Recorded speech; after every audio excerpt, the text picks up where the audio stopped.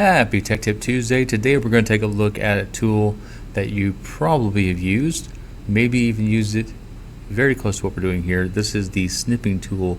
The Snipping Tool is part of Microsoft Windows 11. The Snipping Tool has the ability to take screenshots of the whole screen, of the partial screen, but I didn't know for a long time that it had this extra special superpower because I used a keyboard shortcut and I never saw the main menu. The superpower I'm talking about is allowing you to be able to pull text out of an image. So let me explain what I mean. So online there are two kind of ways you can see text. Some text you can just click your cursor and drag across and it shows you that you can highlight it. Every one of those you can right click and do copy and then paste it to wherever you need to. But there are other times where the text is embedded in an image and you can't do anything with that.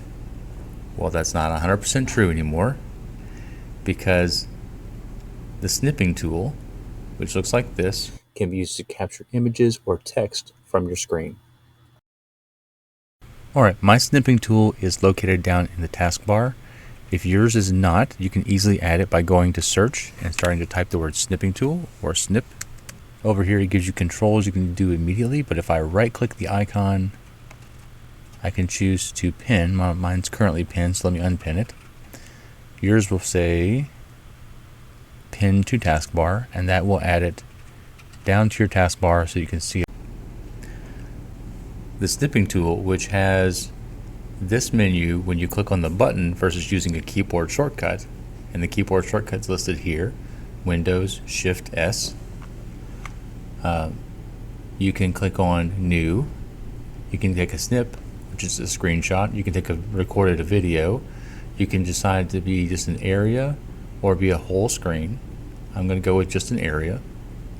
And you can make it so it delays a little bit in case you need to capture a menu that you have to click on and wait for it to drop down. So I'm going to click and make a new selection.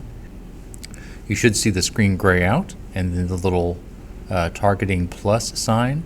Click and drag a box around the thing you want to capture. In this case, I want to capture that image with the text embedded in it that I can't select. When I let go, it'll bring it into the Snipping Tool, and I have more buttons now. I can make highlights, I can write and draw and circle, I can erase, I can crop the image, but the button that I really need you to know about is this one right here. It's the Text Actions tool. Text Actions is super cool because I can click it and you see the little AI kind of glowy thing around the outside. It will go to the image and find the text. And now this text that was melted into the image, that was fused into the image, is now highlightable just like the rest of the text on the internet is. I even have a button that says copy all text. Notice I also have copy as table if I have the right kind of text showing up here, and quick redact, which redacts any kind of email addresses or phone numbers that it recognizes from inside of here.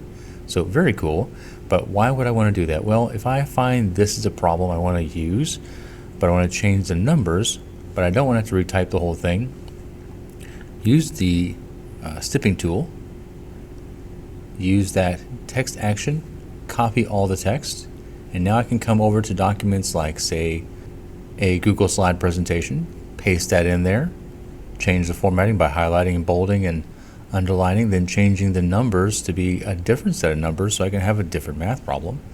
Or coming to things like Canva. Canva, I can do things like hit create.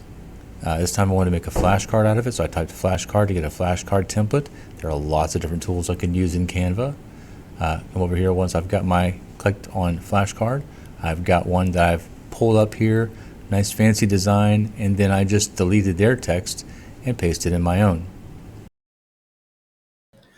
Remember, the text action feature of the Snipping Tool can be used to pull text out of images to be used in other places.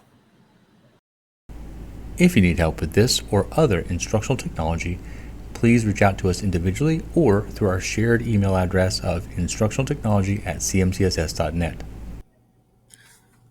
On Tuesdays, we have open office hours. Those are from 2:30 to 5 o'clock in the afternoon for you to ask any instructional technology questions that you have.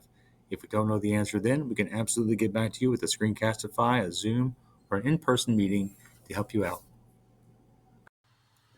Here's the next few weeks worth of trainings. Stay tuned for more.